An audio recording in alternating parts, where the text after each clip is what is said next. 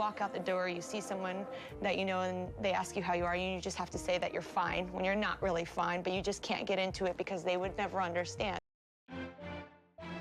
Hello and welcome to Faith Evolving. My name is Mary Claire, and today we're going to be talking about the nuances of Katy Perry.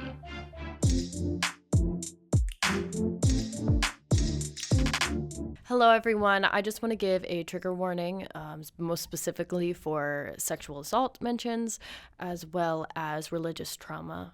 I also want to say that, there's so much more that could have gone in this video. I mean, like, Katy Perry's lived 36 years of life, and I couldn't fit that into like a half hour, and I'm tired, and I just want this video out there. So here's the video. Well, friends, as some of you may have already noticed, every time that I get to a Lime thumbnail, I make a video about music. And last Lime time, I talked about Amy Grant. And in that video, I briefly mentioned Katy Perry and referred to her as textbook pastor's kid. And I was like, if you want a video about Katy Perry, let me know. And it was a resounding yes. So here we are with the Katy Perry video. And originally, I was like, this will be great.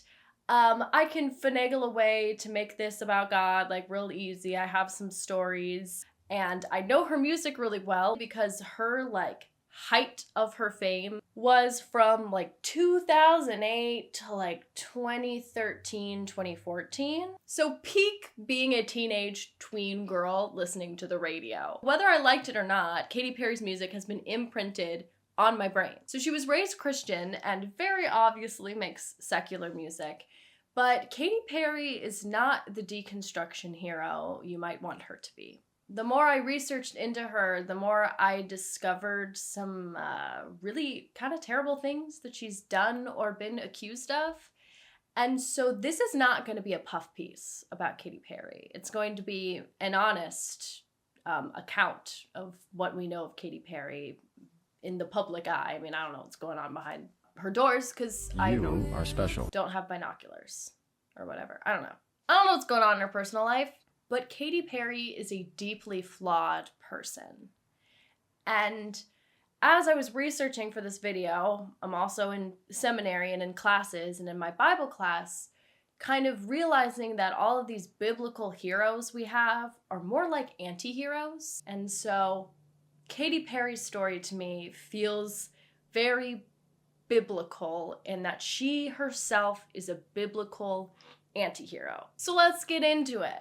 Katy Perry was born Katherine Hudson, but generally went by Katy, on October 25th, 1984, in Santa Barbara, California, which means we have a Scorpio on our hands. Her parents, Mary and Keith Hudson, were traveling Pentecostal pastors, and they were converted during the Jesus movement of like the 70s and the 80s. They used to be hippies, but now like Christianity. And so Katy Hudson / Perry was raised in a very high-demand form of Christianity. She notoriously had to call deviled eggs angel eggs, couldn't eat Lucky Charms because luck was of Lucifer, and education wasn't super stressed. She actually graduated with her GED at 15 and then started pursuing music, but in the gospel genre. And she actually released an album under the name Katy Hudson, but it flopped pretty hard. It only sold 200 copies, and then the label went under, and it's actually really hard to find now. It's not on Spotify. You have to go onto YouTube to listen to it.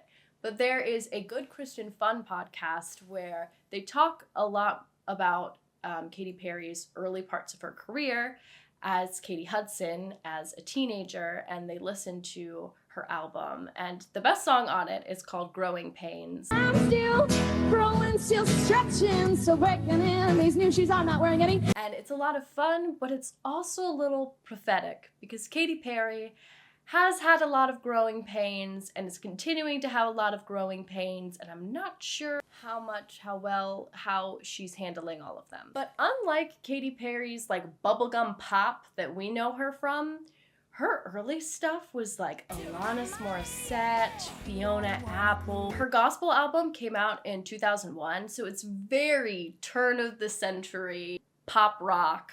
But then she went off on her own and started to dive into secular music and creating secular music more. And it was many years struggling to try to get her stuff out there. She had a thing with Columbia Records that wasn't going well, but then she got picked up by Capitol and signed with them. And then Katy Perry was born. And that was chosen. Perry was her mother's maiden name, and she didn't want to get confused with Kate Hudson. So, in 2008, one of the boys, her first album as Katy Perry, enters the scene, and her first single is I Kissed a Girl, sung by a pastor's kid. And so the Christian, very religious community was up in arms about that, and the LGBTQ plus community was up in arms because they're like, this is queer baiting. And I mean, yeah, it kind of was. And also she had a song called You're So Gay that isn't very great. It's like, ooh, girlfriend, this is not what we need to be doing right now. But there are all these rumors that her parents had disowned her. Not the case. They were supporting her all the while, albeit not super fond of the music she was making, but she maintained a relationship with her parents throughout all of this. They were never like, fuck you know what I mean? And the songs just kept coming. On her first album alone, we also have Hot and Cold. Also, some of the language a little problematic. Waking Up in Vegas, completely forgot about that song, and it kind of goes. Just bops left and right. And then in 2010, she releases the album Teenage Dream. And you know what's on Teenage Dream? Hold up, let me look. Pretty sure she had 5 singles off of this album go to #1, and the last time that happened, it was Michael Jackson, who also not a great person. Greetings, loved ones. Let's take a journey. What are the songs on this album? We've got Teenage Dream, obviously. Last Friday Night, she gets Rebecca Black in the music video, and she was the moment. Okay. California Girls. That song was formative for me. Snoop Dogg's verse, bikinis, zucchinis, martinis, no weenies, just a king and a queenie. I'm done. Bury me. The One That Got Away. E.T. was on this album too. She really popped off, okay? But here's the thing. Here. Her songs had a lot of star power. And let's think about when this was coming out. 2008, 2010. Her producer was Dr. Luke. If you don't know Dr. Luke, the whole Dr. Luke and Kesha trial. In fact, amidst all these battles, there was an allegation that Dr. Luke also raped Katy Perry, which she denied. But within this, she kind of said that she was annoyed by being dragged into it, but also that she understands why Dr. Luke would use her as a pawn, but that she kind of sided with Dr. Luke, and it's really messy. It's so messy, but it's important to note kind of all of this as we move forward. In this part of her career, Katy Perry begins dating and marrying Russell Brand. And if you knew pop culture, you know that their marriage didn't last super long, and they had a very public divorce. Russell texted her to end it while she was on tour. And in her Part of Me documentary, it chronicles how that day she still had to perform at a concert. Come on, honey, you got this.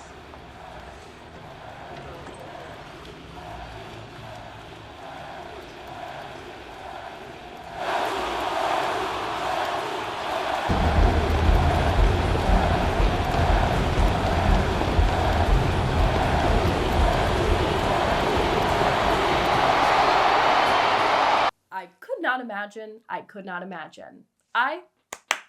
not imagine. So then after that tour, she also releases Part of Me, Firework, and Wide Awake. The amount of hits that she had. But with fame comes pride, and pride goeth before the fall. And Katy Perry, who was raised in a deeply religious household, very fundamentalist, and we know that most fundamentalist, ways of doing things are devoid of boundaries, especially sexual boundaries.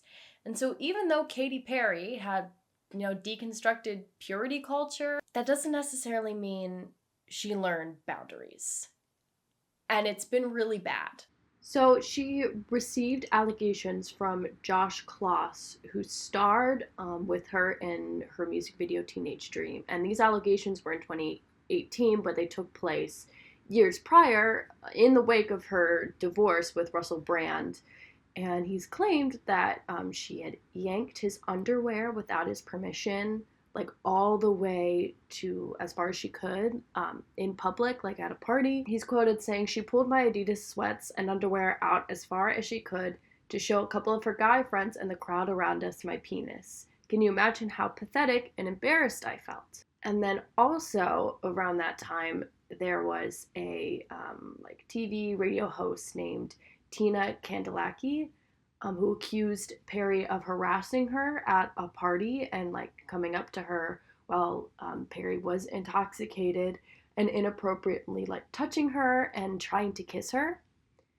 And the additional thing to both of these allegations is in Katy Perry's songs, you can kind of see the seeds that would lead to this behavior in the music video for Last Friday Night. It's shown her with a guy passed out next to her, and she uncovers his blanket to kind of peek and look at him while he's passed out, which is not okay.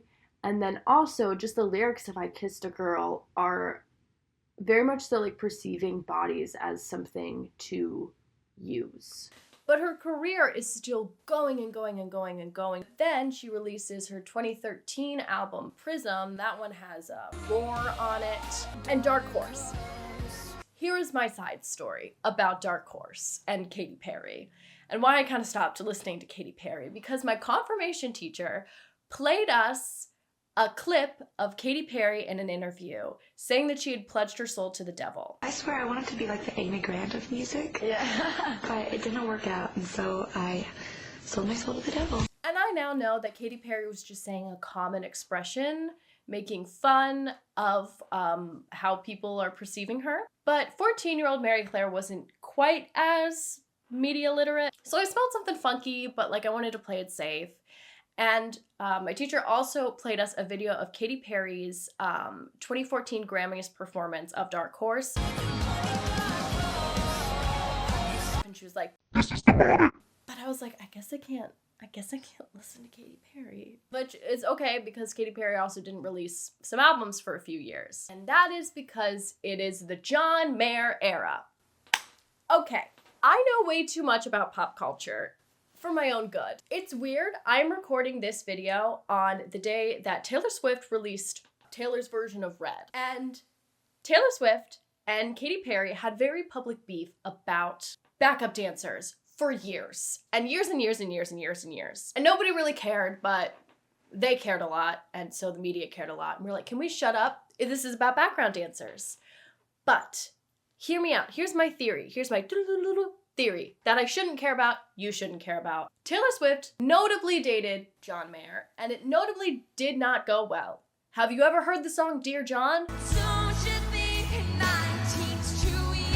Have you ever heard of John Mayer's track record in dating women and how that ever went? Taylor Swift and Katy Perry were good friends. I don't know when Taylor Swift and John Mayer broke up, but it was a while, it was years prior. And in 2012, Katy Perry and John Mayer start dating. Also around this time, Taylor Swift is on a tour. Some of her dancers used to be dancers for Katy Perry. They wanted to be on Katy Perry's tour, but they had this time in between, and so they're like, we'll tour with Taylor for a bit, and then we'll tour with Katy. But somehow things got lost in translation. This video is about Katy Perry, not Taylor Swift. Taylor Swift took it personally, when according to Katy Perry, it wasn't personal. But if you recall, this is around the time Katy Perry starts dating Taylor Swift's ex, who she doesn't like.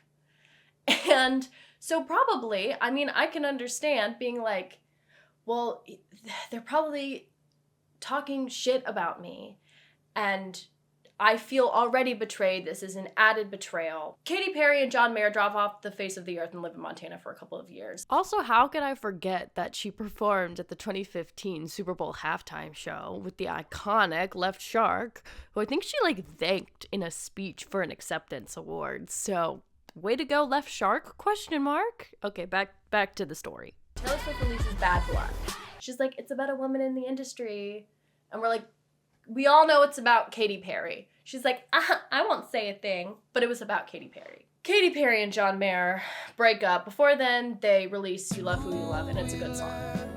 So Katy Perry bursts back onto the scene in 2017, pixie cut, frosted tips like Guy Fieri. And we're like, okay, Katy Perry. And she releases Swish Swish. But I love it so much. And Nicki's verse on that. Mirror, who's the fairest person on the land? Also, not necessarily the greatest person. She also releases Chained to the Rhythm with Bob Marley's grandson, Skip Marley, which I unironically love that song. But she also becomes a judge on American Idol, and it's not good. This is not a joke, there really is a gas leak. I'm gonna make sure you're okay. I'm not feeling good. And she does a lot of weird stuff as a judge on American Idol that all revolves around absolutely disregarding people's personal boundaries. So there were some instances of her playing pranks that didn't go over well, of just I don't know, her being awkward. And being awkward isn't a crime, but she did, without consent, kiss a 19-year-old on the lips before his performance, and she was in her 30s, and he said that he was uncomfortable, but he didn't feel like he was sexually assaulted. But there were still I don't want to discount his feelings, but there were power dynamics at play. And it's icky. It's really icky. She also slapped Shawn Mendes' butt in an interview. And it's we don't need to be doing this right now, Katy. That's unacceptable behavior. She and Taylor Swift patched things up. She's now engaged to Orlando Bloom, and she has a little baby named Daisy Bloom, and that's a cute name. But we're left with this person who is, I don't even know. What do we do with redemption here? What do we do with the fact that everyone deserves grace? It problematizes things. And I don't have an answer of what we should do. And I keep thinking about the importance of grace in the digital age video, and about accountability culture versus cancel culture. And I think there's something there. But I also don't want to discount and discredit her victims. There's something very biblical about her story. And I'm going to think on it. And I'll probably film again in a week and let you know my thoughts. Well, 3 weeks, a cold sore, and these Advent nails later, I'm finally filming the rest of this video. I've been heavily procrastinating. I'm actually filming this the day this video is supposed to go out. And I'm not wearing my contacts or makeup because I'm gonna need the blue light to fast edit everything. And also, there are things later today that will be probably making me cry, and I didn't want to put on makeup to just cry it off. So this is actually what I look like normally throughout the rest of the week. So you're getting an insight on me. But back to Katy Perry. The reason I've been procrastinating is because I knew this part of the video would be very challenging to execute properly. But we're gonna try. I want to begin by revisiting what I briefly said at the beginning about this concept of biblical anti-heroes. We have these faith heroes in Christianity that did these great things, but often have these really grim underbellies. So David beat Goliath, yay! But he also was really bad to women, including Bathsheba, and then plotted murder, and then also killed his son and turned away and didn't do anything when his other son raped his daughter. And then Abraham, the father of us all, also married his wife off twice for self-preservation. Moses, who delivered the people, and also killed a guy in cold blood and was seemingly just chill with genocide. And Katy Perry with her landmark discography, but also sexual assault allegations and all the American Idol things and a lot of cultural appropriation. Are you kind of picking up what I'm putting down now? They say never meet your heroes, but maybe you should, so they don't have to be heroes anymore. Because when they're not heroes, they can be people. And that's when we can start to get somewhere. So now I'd like to turn our attention to two big things. First, she had this filmed therapy session. And it's very interesting to watch, and it's kind of also a little odd to watch.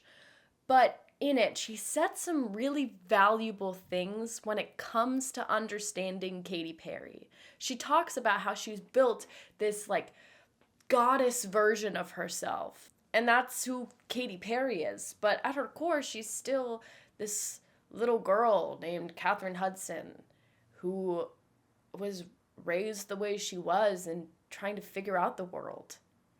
And that's a weird tension to have.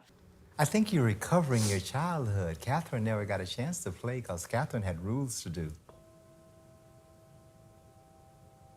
Yes, Catherine couldn't play.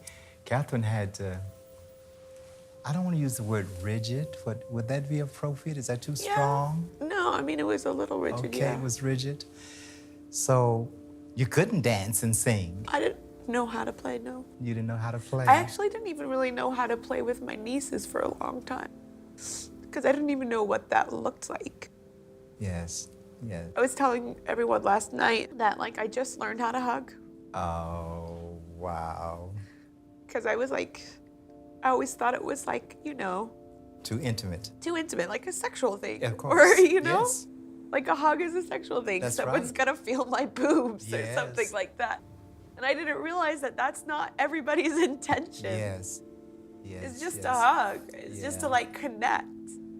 So I just learned that. And also how every mess up and screw up she's made along the way, trying to learn how to be a human since her 20s, has been just under this huge microscope. And I don't know what that's like, but that's got to be really challenging. And she admits to the fact that she has been incredibly judgmental in the past. Well, my therapist says something amazing the other day. You have one choice, and I'm going to paraphrase because I'm going to get it Sure. wrong. To be right or to be loved. Okay. You know? Do you want to be right or do you want to be loved? Okay. I just want to be loved. Hey. I deal a lot with judgment. I've been very judgy in the past, but less judgment, more compassion. More come as you are. But yeah, when you're raised that you're going to be under judgment, you become judgmental. And that doesn't make it okay, but you can kind of understand where she was coming from and appreciate all that much more that she's trying to be better. Like, she has, in the media, like, talked about how she wishes she could go back and change the lyrics in I Kissed a Girl to portray, like, bisexuality in a more positive light. That it's not, like, this, like, dirty little secret, and it's not, like, inherently, like, slut behavior, for lack of a better term. And I think that's, I mean, a bare minimum award, but at least it's not nothing. But then another big thing is she had this like 96-hour live stream, and she was interviewed by a lot of different people, including, what's his name? DeRay, and I can't remember his last name, but she was on his podcast, and they talked about her past cultural appropriation. And there was this clip that went viral that people really, really, really didn't like. I've made several mistakes, even in like the This Is How We Do video about how I wore my hair, and having a hard conversation with one of my empowered angels, Cleo, about what does it mean? Why can't I wear my hair that way? Or what is the history behind wearing the hair that way? And she told me about the power in Black women's hair and how beautiful it is and the struggle. And I listened and I heard and I didn't know, and I won't ever understand some of those things because of who I am. I will never understand. but I can educate myself, and that's what I'm trying to do along the way. And even in, my intention to like appreciate Japanese culture, I did it wrong with a performance, and I didn't know that I did it wrong until I heard people saying I did it wrong. And sometimes that's what it takes, is it takes someone to say, out of compassion, out of love, hey, this is where the origin is, and do you understand? And not just like a clap back, because it's hard to hear those clap backs sometimes, and your ego just wants to turn from them. And I've been so grateful to have great teachers and great friends that will really hold me accountable, even when I said that I wasn't a feminist because I didn't know what that word meant. Someone pulled me aside in a quiet space and didn't shame me, didn't judge me. My friend Shannon, she just says, sweetheart, I love you, and I just want to show you what the Webster's definition in the dictionary says about what it is to be a feminist, and it's just equality. And so, So are you a feminist? Yes, sir, I am. Okay. And DeRay kept being like, hey, watch the full podcast. And it's kind of hard to find, but I did. I'm coming from the place of a white woman, so her apologies aren't for me, so I can't accept them. But from my perspective, I was like, wow, this is an amazing conversation that obviously has some fault lines in it, but it's a great start. So I would love to hear in the comments your reaction to that, especially if you've listened to the whole interview, because again, I'm in the same spot as her, so I don't really have authority to speak on racism as much as someone who experiences racism. But the main thing with this work that she's doing and the way it was presented in this live stream that was for promotion for her album, people were questioning her motives. And I think that's fair to do. But I also think Katy Perry deserves a little bit of grace. Now, when I say Katy Perry deserves grace, I'm not saying we should just ignore everything she's ever done and say, that was fine and you can just do whatever you want in the future because you're a person and everybody makes mistakes. And we all just need to forgive her. No, heck, you don't even have to forgive her if you don't have it in you, because the things she's done have impacted you and your community personally. You don't have to do that. When I say Katy Perry deserves grace, I'm saying Katy Perry deserves basic human dignity, to be seen with grayscale eyes instead of black and white. And you can do that at a distance. You never have to listen to her music again. You never have to engage in her content again. You can have space and boundaries. However, behind Katy Perry is still Katherine Hudson, a human being. It's just everything she's ever done wrong is out in the world because her name means something to millions of people, more than it ever will for you and me probably, unless if something wild happens, which good for you, something wild happens. Our communities are a lot smaller when we mess up. And so the process of being held accountable and making steps for reparation and all that kind of thing can be private. And you don't have a bunch of people chiming in on when you inevitably mess that up who don't know you and they don't know the full breadth of the situation. But also because you have a larger platform, you're able to harm more people. So it's this little seesaw. It's this little seesaw. But still, when you do awful things, you admit those awful things. And you apologize for those awful things. And you try to repair the hurt that you've done. And those have to be actionable steps. And then you never do that again.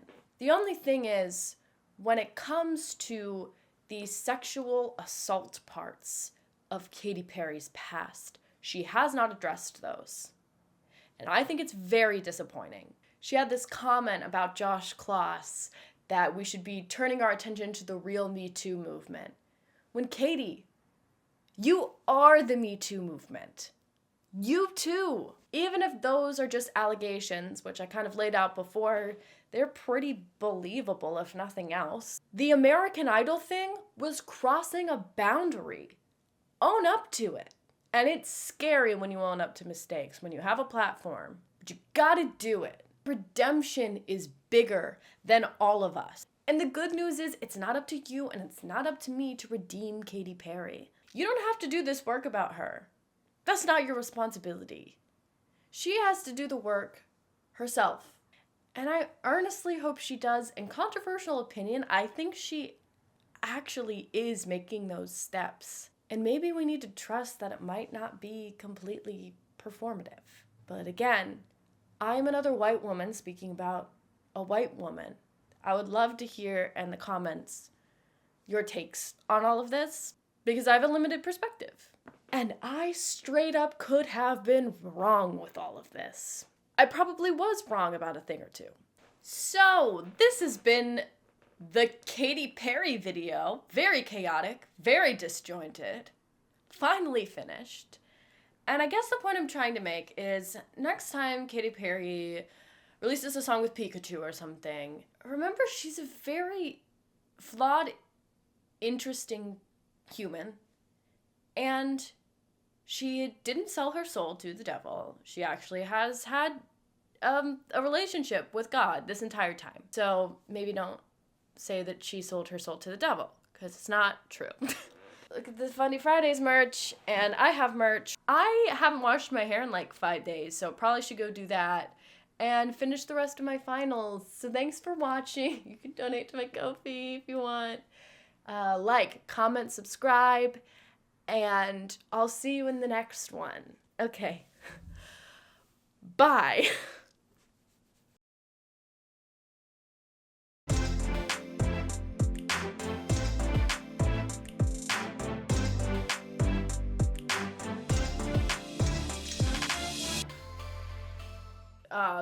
What's his face? What is his name? Alex! What's the Divers, Drive-Ins, and Dives guy's name? Guy Fieri. Thank you.